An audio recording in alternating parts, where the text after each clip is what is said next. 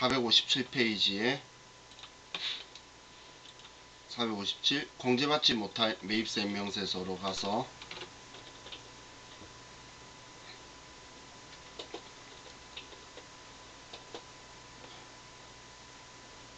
준비됐나요?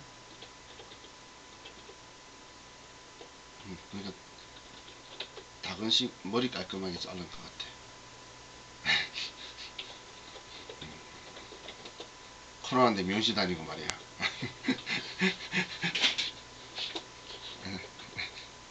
나도 원래 주말에 일요일에 명시 가려고 그랬는데 학원 수업 끝나고 학원을 안 가서 버스 지나갔어요. 또 이제 언제 깎을지 알 수가 없어. 또 전처럼 1단계 내려갈 때까지 명시를 안 간다 그러면 또 이게 이렇게 크겠죠. 그죠? 자, 원래 머리 크기 때문에. 자, 이제 공제받지 못할 매입세 임명세에서 보면, 자, 첫 번째 공제받지 못할 매입세인데요. 얘는 매입 매출 전표에서 우리가 불공제 받는 건데, 자, 보시면 세금 계산서라고 대놓고 적혀 있죠. 세금 계산서 받은 것 중에 불공제인 것만 부가가치 신고하기 때문에 들어오는 거예요. 우리 앞에 신용카드나 현금 영수증은 불공제 사유면 아예 부가가치 신고에 안 들어오는 거라 그랬죠. 그래서 세금 계산서 받은 것 중에 불공제 사유에 해당하는 것들이 여기에 들어올 건데, 이 중에 사유에 해당하는 것들이 들어올 거예요.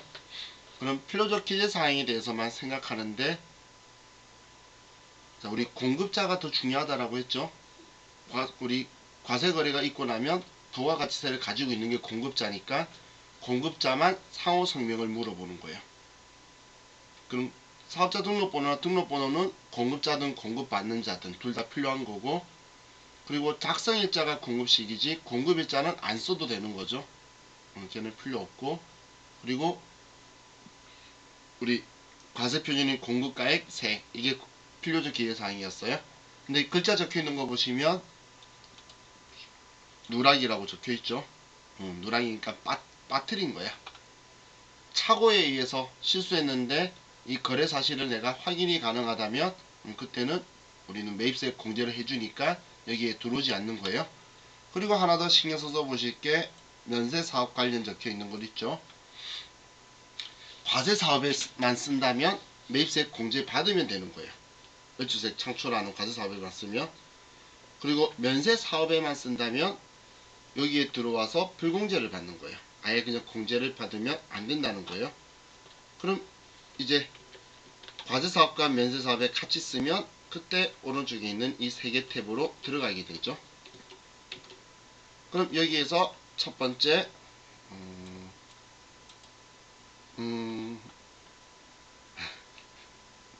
은정씨 쓴 이 글자를 제가 지우는 법을 몰라요. 자, 그럼 고마워요. 자, 안분 계산은 예정신고 때 하는 거고, 정산은 확정신고 때 하는 거고, 재계산은 확정신고 때 과세기간별로 했던 내용을 다시 계산하는 게 우리 재계산이에요. 그럼 우리는 예정 거든 확정 거든 전부 다 안분이라는 표현을 쓸 거니까, 쓸 수도 있으니까, 그럼 안분이라고 해서 무조건 여기에 들어가지 말고, 확정신고 기간이면 안분이라는 건 면세 비율, 과세 비율을 나누는 걸 안분이라고 표현할 거니까 여기 확정신고면 정산 탭에 가야 된다는 거예요. 그럼 이 과세 면세 사업 비율만큼 나누는 이유가 과세 사업 부분의 비율만큼은 매입세 공제해주고 면세 사업 비율만큼은 매입세 불공제하겠다는 거예요. 그게 취지인 거예요. 그럼 이 사업 비율을 나누는 거에 가장 우리 원칙적이고 적합한 방법이 공급가액 기준이 여기 1번 공급가액 기준이라고 했죠. 그래서 우리 수업할 때도 안분이든 정산이든 전부 다 공급가액 기준 눌러놓고 그냥 시작하라 그랬어요. 면적 이런 거 있다고 해서 쳐다보고 면적이겠지 하고 누르면 큰일 나요. 우리 제곱미터 적혀있으면 눈에 잘 띄어. 근데 그렇다고 해서 그걸로 가는 게 아니에요. 그럼 안분 계산에서는 예정신고 때의 공급가액 쓰면, 공통으로 사용한 거에 대한 공급가액을 쓰면 우리는 공통매입세액이 나오게 될 거고, 그럼 총 공급가액, 면세 공급가액이 이 공급가액인데 표현할 때는 매출액이라는 표현을 더 많이 쓸 거예요.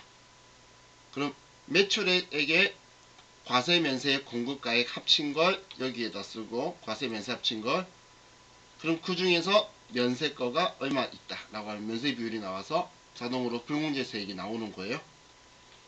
너무 쉽죠? 그래서 시험에 안 나오잖아. 그래서 정산이 더 잘 나오죠. 정산은 똑같이 쉬운데 차이점이 있다면 여기까지가 과세기간 거라는 거예요. 이번 과세기간에 불공제 전체의 매입세액을 구하기 위해서 예정 확정 공통으로 과세 면세 사업에 공통으로 사용한 매입세액에 과세기간에 과세 면세 같이 우리 예정 확정 거 다 합친 우리 공급가액과, 얘도 예정 확정 같이 합친 매입세액에 예정 확정 거 총 공급가액에 예정 확정의 면세 공급가액 쓰면 과세기간에 불공제세액이 나오고, 그리고 이거 가지고 우리 예정신고 때 불공제세액을 입력을 해주게 되겠죠. 그럼 나머지가 확정신고 기간에 불공제세액이 될 거예요. 이해가시나요? 자, 죄송한데 제가 학원에 전화가 와서 잠시 통화 좀 할게요. 죄송해요.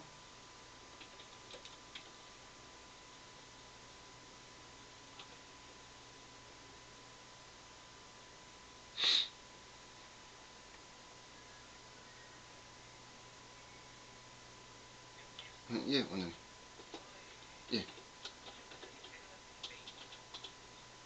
아니요, 지금은 어제 제 거 열어주셔가지고 제 걸로 들어왔는데. 예.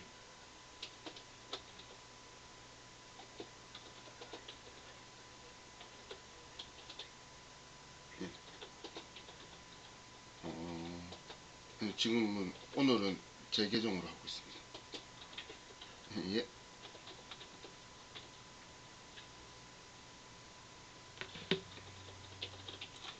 죄송해요. 자, 그럼 이제 재계산을 볼게요. 자, 재계산은 우리 고정자산만 들어와야 되겠죠. 왜냐면 다시 계산한다는 건 이 과세기간 이상에 걸쳐 써야지만 우리 다시 계산하는 거지. 원재료나 뭐 이런 것들은 우리는 재고자산 이런 것들은 그 다음 과세기간에도 쓰고 있는 그런 것들이 아니죠. 그래서 자, 우리는 고정자산만 쓰는데 시험 문제에서 이 탭에 들어오는 거는 문제의 재계산이라고 대놓고 적혀 있어요. 재계산을 하라고 대놓고 적혀 있으니까 그때만 여기에 들어오면 돼요. 그럼 여기에 들어왔을 때 당연히 건물 그 외 차량 운반구나 그런 기타 자산들 선택하는 이유는 여기 감가 체감률이 틀리니까 컴퓨터가 친절하게 알아서 계산해 줄 거죠.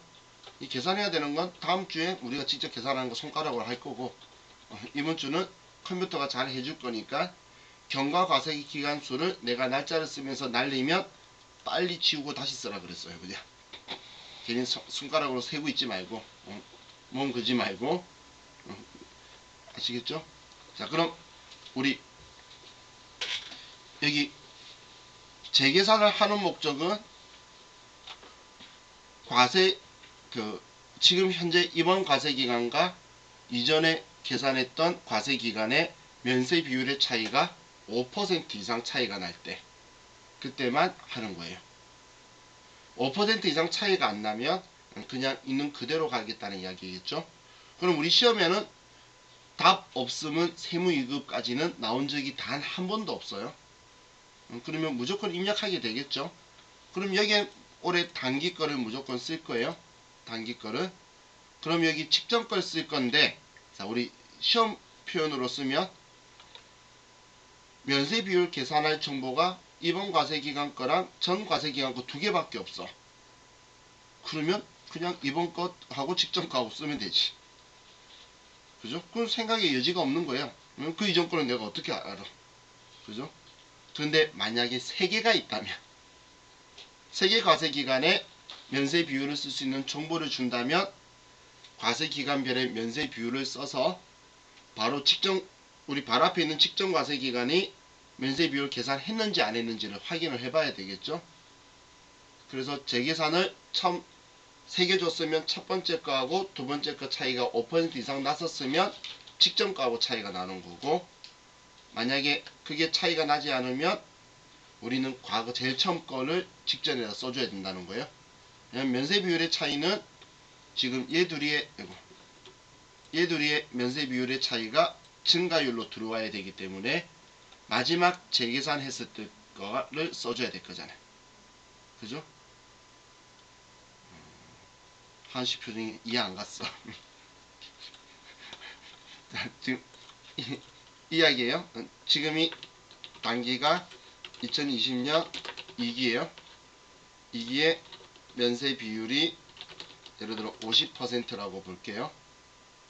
자, 그럼 첫 번째 상황에서 우리한테 정보를 두 개를 주는데 2019년 2기하고 그리고 2020년 1기 걸 줬는데 19년 2기가 예를 들어서 면세 비율이 40%였어요. 35%였어요. 그런데 1기가 올해 1기가 예를 들어서 42%였다면 이때는 재계산을 했겠죠. 그죠? 재계산을 했으면 얘를 지금 우리는 직전에다가 입력을 할 거예요. 그런데 만약에 2019년 2기가 똑같이 35%인데 2020년 1기가 39%였던 거예요. 그러면 지금 이때 재계산을 안 했겠죠. 안 했으면 우리는 직전에다가 입력은 이때 거를 써줘야 된다는 이야기예요. 지금 3개 준다는 게 2019년 2기, 올해 1기, 2기 이렇게 3개 정보를 주는데 지금 이때 재계산을 했는지 안 했는지에 따라서 우리가 직전에다가 입력할 때에 이때 거 쓸 거냐 아니면 이때 거 쓸 거냐가 결정이 될 거니까 그 부분을 기억하라는 거예요. 2개 주면 신경 쓸 거 없어. 안 쓰는 거는 문제가 안 나올 거니까. 3개 주면 바로 이 앞 과세 기간에 재계산 했는지 안 했는지 봐서 했으면 이 앞에 거 쓰고 안 했으면 그 이전 거 써라, 그 이야기예요. 그렇게 하면 되겠죠. 이게 우리 재계산에 대해서 이야기를 한 거예요. 자, 그럼 이제 부가가치세 신고서로 가서 좀 보면,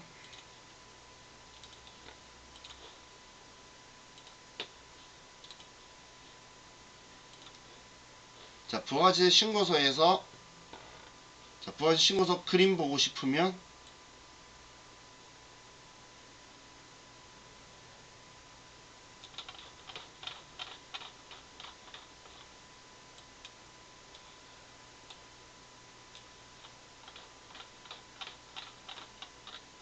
부가가치세 신고서 그림은 406페이지에 있어요. 저도 오늘 알았어요.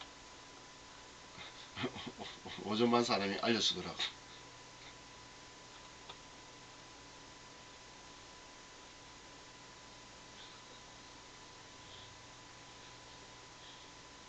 자, 그럼 얘 가지고 보면 그림이 같이 섞이네. 자, 우리 빠르게 다시 정리해보면 우린 신고서 작성하는 문제가 더 많이 나오니까 우리가 매출에서는 과세거래다, 영세거래다 이렇게 먼저 둘로 나누죠.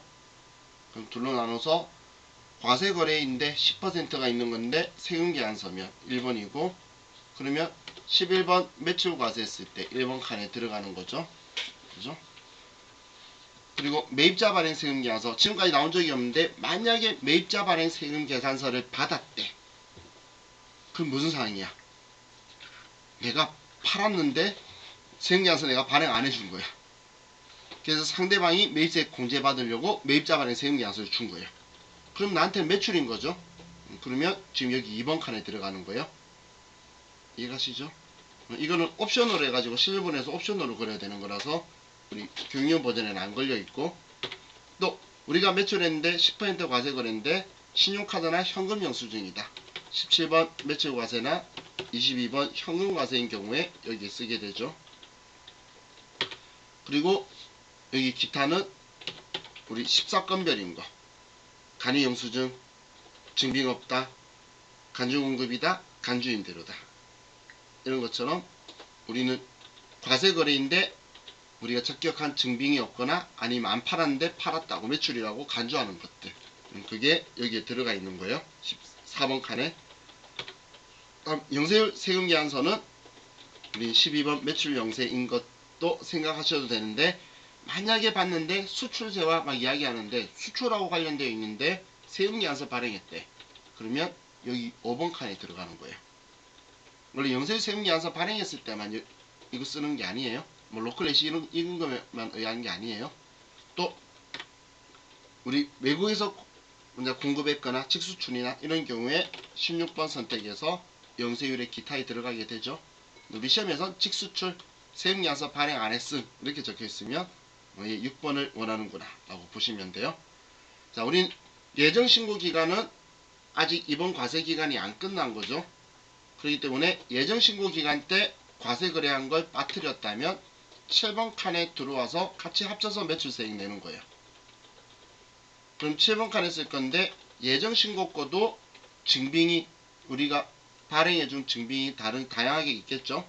그래서 이 7번 칸에 대한 거를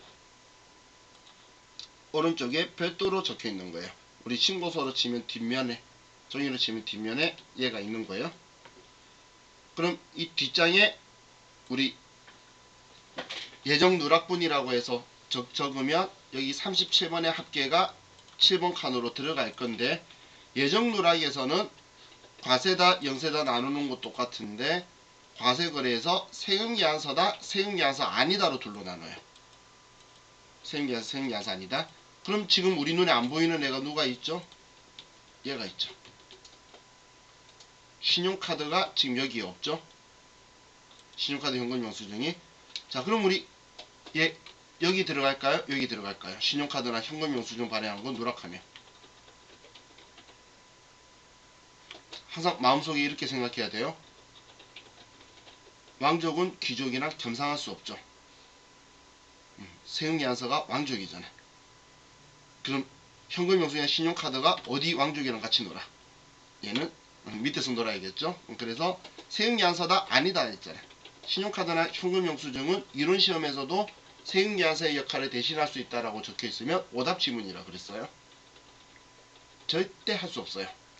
영수증 따위가 어디 왕행세를, 이렇게 생각하시면 돼요. 그래서 신용카드든 현금 영수증이든 14건별이든 다 여기에 들어와 있을 거예요. 여기에.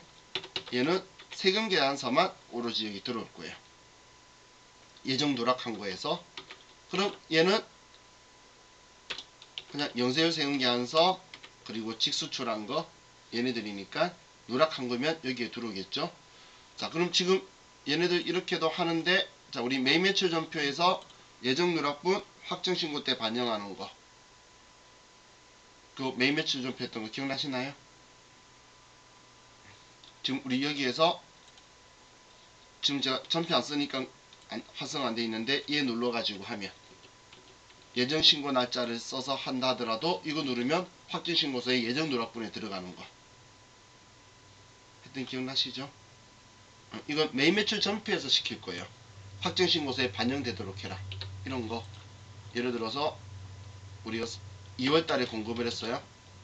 2월 2일날 공급한 건데 내가 세금계산서 발행한 거에 대해서 뭔가를 누락을 했어요. 그러면 이걸 확정신고 때 반영을 할 거면 여기에서 화살표 눌러서 예정 누락분 이거 눌러놓고 지금 1기죠. 그럼 1기 확정신고서에 반영하겠다라는 의미로 2020년 4월 확정신고 개시월이 4월이니까 이렇게 써두면 1기 확정신고서에 방금 예정 누락분, 지금 제가 이런 거는 2기인데 여기에 들어올 거라는 거예요. 예정신고 날짜로 썼지만 예정신고서에는 안 들어가고 그렇게 보내는 거예요. 자, 지금 얘 눈에 익혀두세요. 무슨 날짜 썼죠?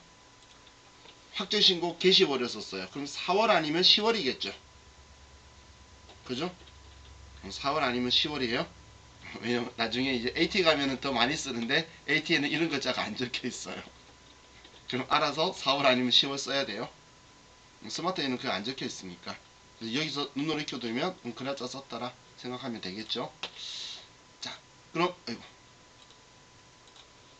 이제 다시 여기로 와서 지금 얘네들 합계가 이제 여기 매출 3개 넣어서 이번 신고 기간에 매출 3개 지금 얘네들을 포함시킨 거예요. 지금 여기에. 자, 다음 이제 대손세액 가감.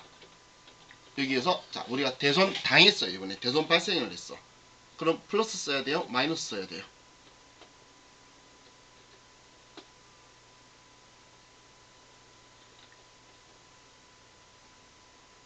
그렇죠. 마이너스죠. 왜냐면 대손세액이라는 건 내가 당했잖아. 억울하죠? 대손 당했으면 억울한 거 아닌가?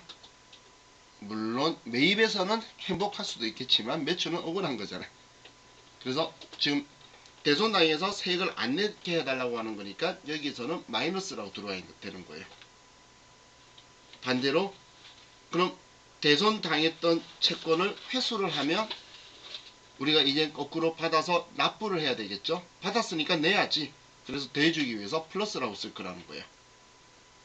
그래서 부가가치 신고서 입장에서는 이번에 이 매출 세액을 빼야 될지 넣어야 될지, 대손당했네 빼야지, 받았네 내야지, 이렇게 생각하는 거예요. 무슨 말인지 이해가시나요? 자, 그럼 이제 매출 세액이 산출이 되면 이제 매입으로 와서, 자, 매입은 세금계산서다, 세금계산서 아니다, 둘로 이렇게 구분을 할 거고, 그럼 세금계산서는 일반 매입이다 아니면 고정자산 매입이다, 이렇게 둘로 먼저 구분을 할 거예요. 그럼 지금 여기에서는 세금계산서의 종류가 어떤 거다라는 구분은 전혀 없죠. 10%다 0%다 이런 거 다 없기 때문에 세금계산서 받은 거는 공제가 되든 안 되든 어떤 상황이든 전부 다 구분하지 않고 여기는 51번 매입과세, 52번 매입영세, 54번 불공, 55 수입 전부 다 들어오는 거예요. 근데 이렇게 산 게 만약에 고정자산이었다면 11번 칸에 전부 다 들어올 거예요.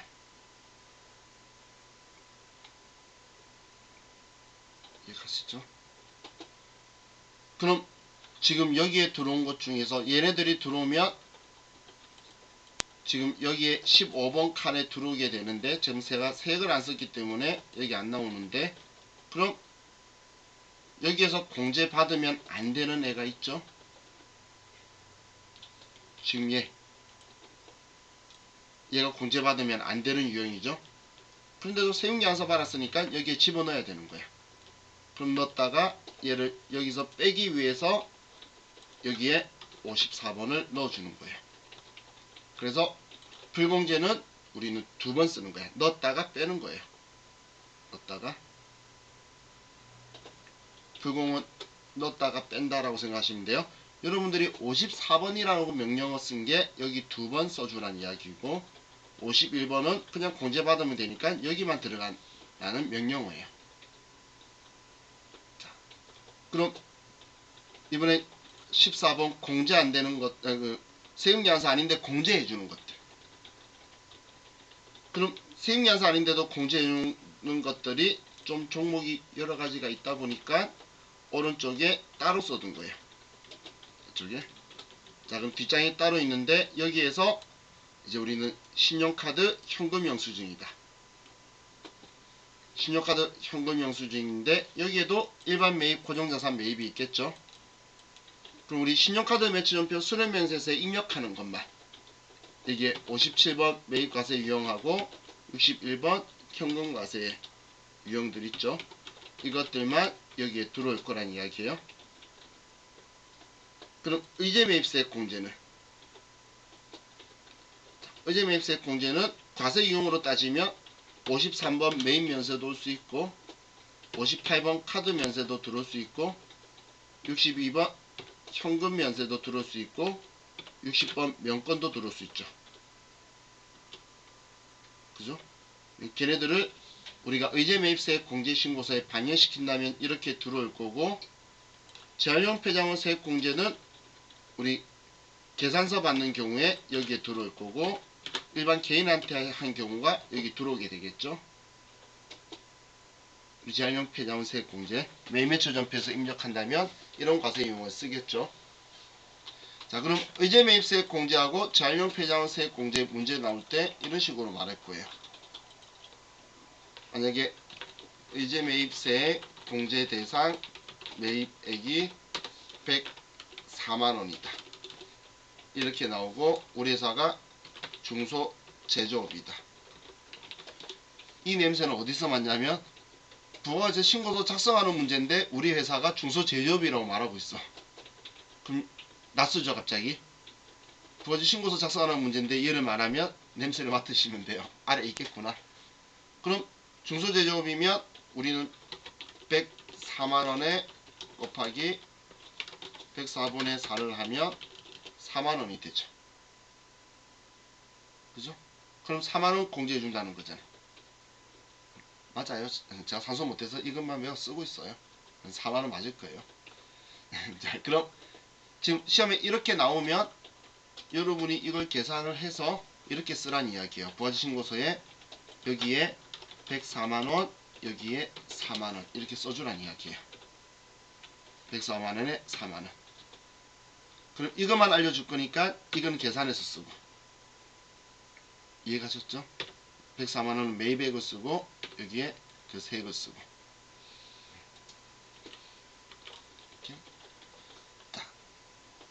그 외 아래쪽은 신경 안 써도 돼요. 지금까지 얘 한 번도 안 나왔다 그랬죠? 그렇기 때문에 신경 쓰지 말고. 그럼 이제 얘네들의 합계가 여기에 14번에 들어오는 거예요. 근데 예정 신고 기간엔 아직 끝난 게 아니니까 그때 공제 안 받은 것도 공제해 줄 거예요. 확정 신고 때 공제를 해줄 거예요.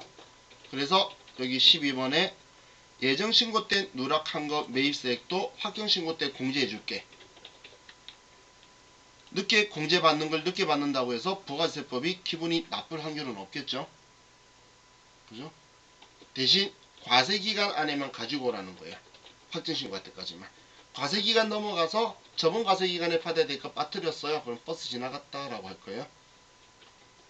근데 예전 거는 아직 남았잖아. 그렇기 때문에 여기에서 똑같이 세금계산서다 아니다. 그럼 아래 번호도 없이 적혀있는 얘네들 똑같이 밑에 14번과 똑같은 메뉴 있는 애들 있죠. 얘네들이 이제 일반 매입이다, 고정자산 매입이다 이렇게 나눠져 있는 거예요. 자, 그럼 얘네들 가지고 공제되는 이 14번, 40번 얘가 여기 14번 왜 이래 12번으로 들어오게 될 거예요. 여기에. 그럼 여기에서 자, 보세요. 예정 때 누락한 것 중에 불공제가 있었어. 그럴 수도 있겠죠. 그럼 여기에 불공제 사유인 게 예를 들어 5천만원에 500만원을 샀어요. 그럼 이거에 대해서 여기에 들어왔죠.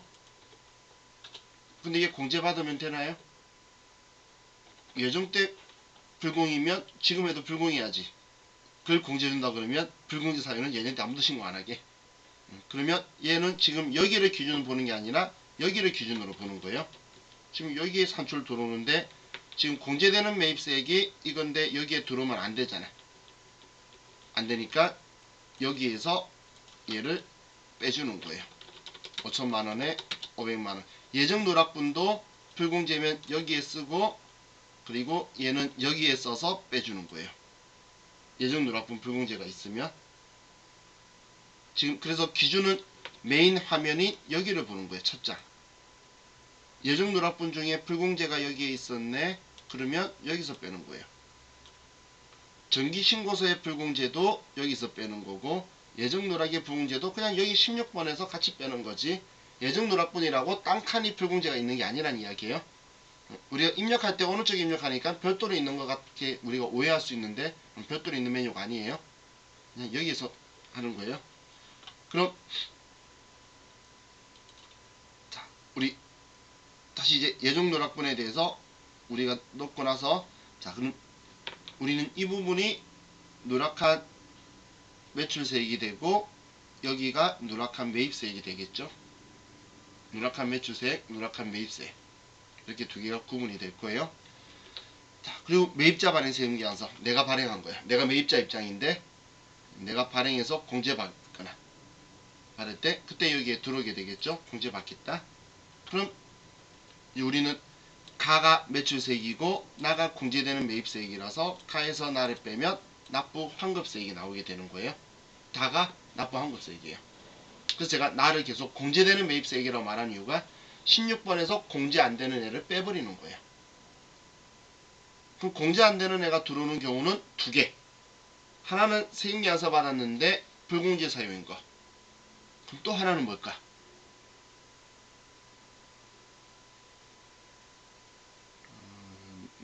너무 오래됐죠? 공통매입세 안분 정산 재계산. 그거는 세금계산서만 들어오는 게 아니고 공통으로 쓴다라고 하니까 일단 여기에든 14번에든 집어넣는 거예요. 공통으로 쓰는 거는 14번에 다 들어오고 나서 여기에서 연세 비율만큼 빼버리는 거예요. 그래서 예, 빼줄 것만 16번에 들어온다라고 보시면 되겠죠. 자, 그럼 이제 납부환급세액이 됐어요. 그럼 납부환급세액이 나오면 이제 우리 소득세법처럼 여기에서 이제 세액공제 해줘야지. 마치 산출세액 같은 거예요. 납부환급세액이. 그럼 이제 세액감면, 세액공제 이런 것들을 해줘야 되겠죠. 그래서 여기에서 이제 그 밖에 경감공제세액인데 우리 K랩은 무슨 이유인지 모르겠는데 얘를 막아뒀어요.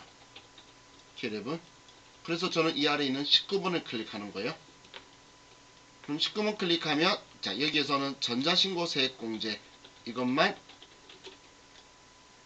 우리가 필요하죠. 자, 얘 얼마죠?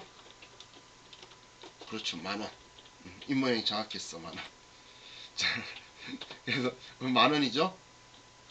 알아서 우리가 국세청에 우리 홈택스에 전자신고하였다. 전자신고세액공제를 적용받는다 적혀있으면 여기 만원 쓰란 이야기예요. 우리한테 장난치려고 전자세금계산서 발급 몇 건 했다 막 이렇게 적혀있어요. 그렇게 적혀있는 경우가 있어요. 근데 그거는 우리 반은 안 걸려들 것 같은데 옛날 사람들은 다 걸려들어요. 왜냐하면 옛날에는 한 건당 200원씩 연간 100만원 한도로 공제를 해줬어요. 전자세금계산서 발행세액공제라고. 근데 지금 현재 해주는 사람들은 개인사업자 중에 연매출, 직전도 연매출액 3억 미만인 개인사업자만 해줘요. 그 사람들이 어떤 사람이죠? 종이세금계산서 발행해도 되는 사람들. 근데 우리는 전자세금계산서 발급 의무자이기 때문에 이제는 전자세금계산서 발행한다고 잘했어 하고 200원 주는 게 아니고 안하면 혼내는 가산세를 부과하고 있죠. 그렇기 때문에 우리는 대상이 아니란 이야기예요. 우리도 과도기를 거친 거예요. 200원씩 받았어 옛날에. 그래서 이제 그게 없어졌으니까 저기에 적혀있는 거는 여러분들 만약에 뭐 발급 이야기 나오면 그냥 쓸데없는 이야기구나, 우리 현혹하려고 하는구나 라고 생각하시면 돼요.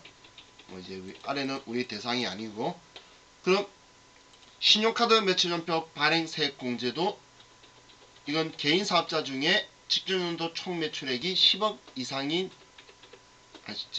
10억 이하인 개인사업자죠. 1.3%씩.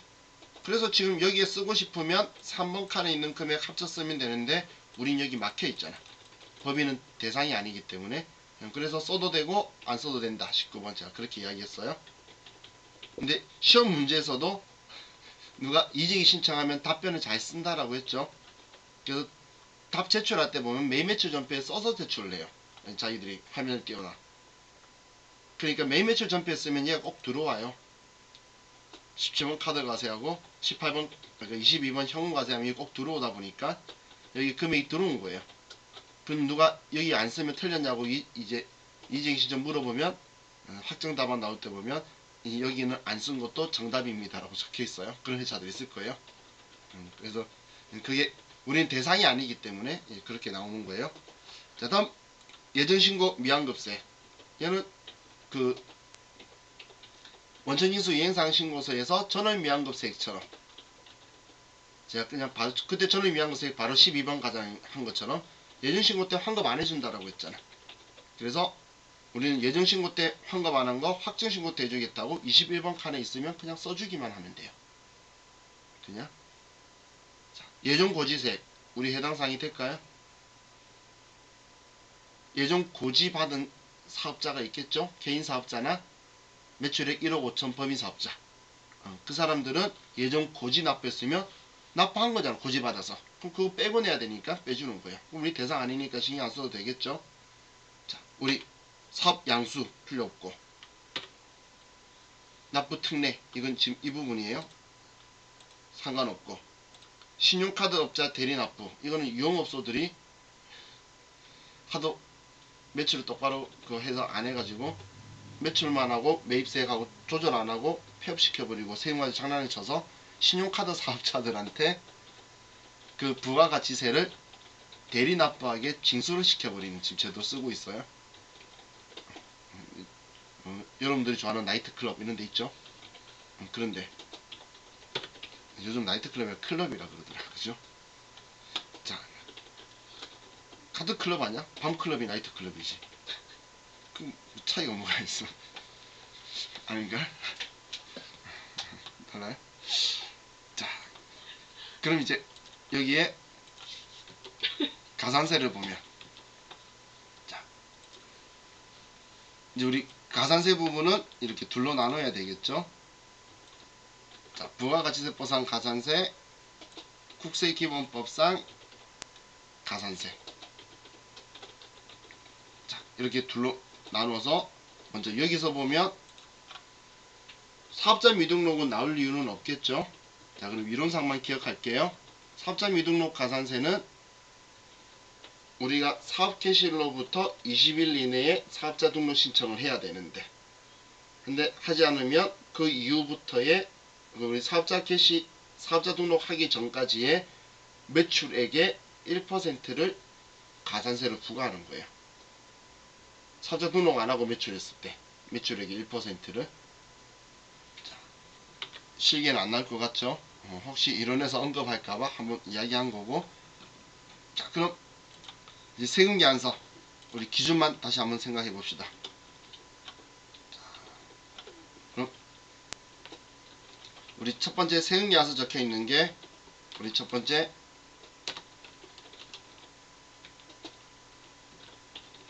세금계산 전자세금계산서 발급 관련된 가산세죠. 그죠? 그럼 이제 지연 발급이 있고 미발급이 있는데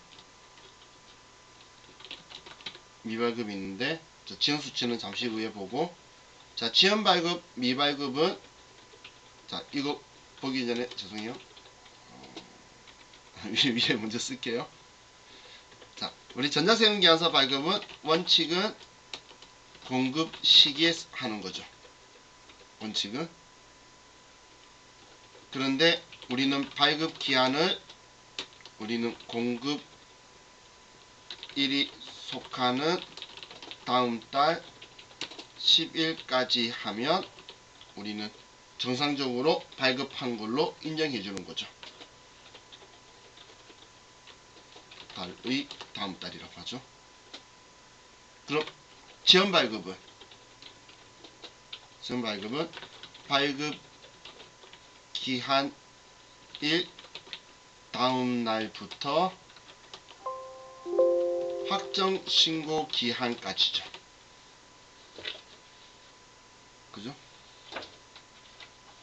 확정 신고 기한까지 하면 우리는 늦게 발행했다라고 해줄 거라는 거예요. 1%를. 그럼 확정 신고 기한 이후 우리가 발급하거나 아예 안 하는 경우가 미발급 가산세 대상인 거죠. 한마디로 7월 26일부터 1월 26일부터 이걸 이야기하는 거예요. 그럼 가산세는 크게 신경 안 써도 되는 이유가 나오죠. 시험 발급은 1%, 미발급은 2%, 지가 알아서 오른쪽에 1%, 2% 나오니까 신경 안 써도 되고. 그럼 우리 미발급에서 여러분들이 좀 참고로 볼게. 우리 사업자에게 우리 과세 거래하면서 증빙 미발급하면, 증빙 안 주면 이때 14건별의 확이 미발급 가산세예요.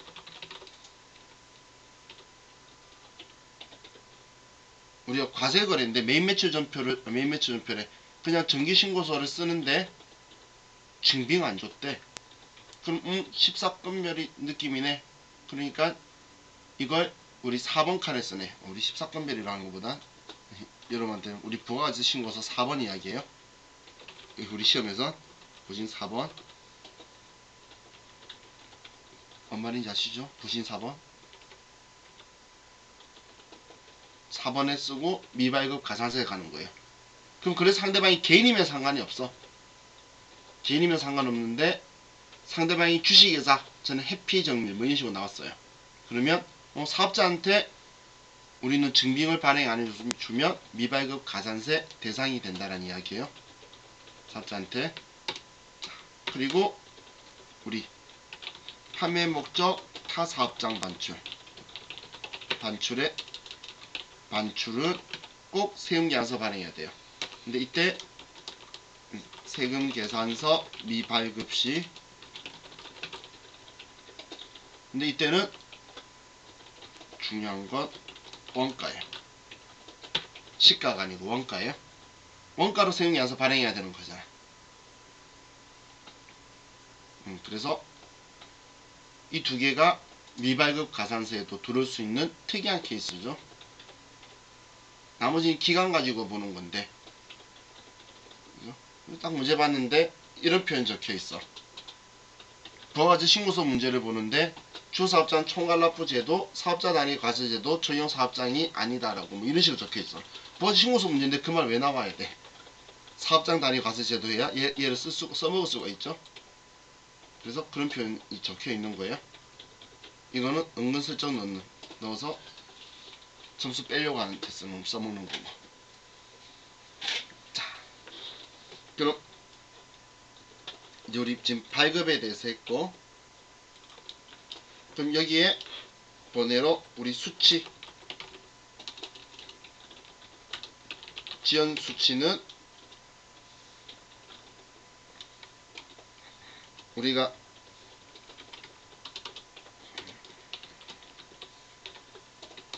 세금계산서 수치는 공급일 다음 달 10일까지 우리가 수치를 해야 되죠.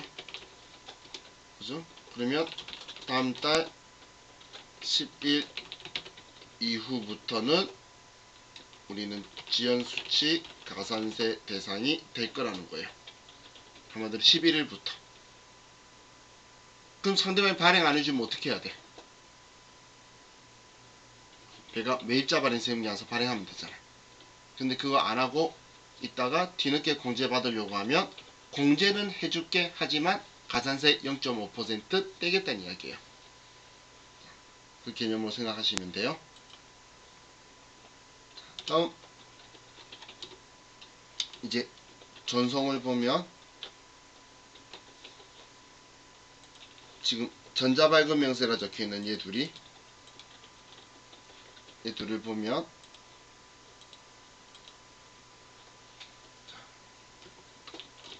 전자발급 명세 전송에 대해서, 자, 그럼 전송 기한은 발급일, 세금계산서 발급일 다음날까지예요.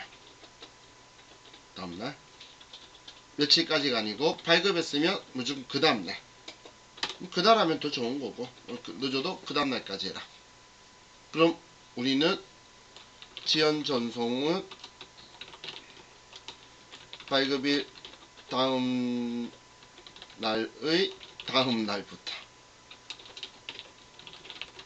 더 확정 신고 기한까지죠. 그죠? 그럼 위전송은 확정 신고 기한 이후. 이 이유는 우리는 전송 안 했다라고 미전송이다라고 할 거라는 거예요. 그럼 이 전자 발급 면세 정송에 대해서 이 둘이를 따지는 거는 적법하게 발급 시 우리 전송 가산세를 확인하는 거죠. 지금 이 말이 무슨 의미죠? 발급을 똑바로 하지 않았으면 그걸로 끝인 거지 전송 가산세 이중으로 부과하지는 않는다는 이야기예요. 그래서 이중 가세하지 않고 발급은 잘했으면 전송도 다음날 잘했는지 확인하고, 발급 못했으면 그걸로 가산세가 2배 이상 나오기 때문에 그걸로 처리하고 끝낸다는 이야기예요. 자, 그럼 우리 마지막으로 한 개만 보고 싶시다. 종이 세금 계산서 발급 시 우리는 가산세 1% 마음에 드는 곳에 쓰면 되죠.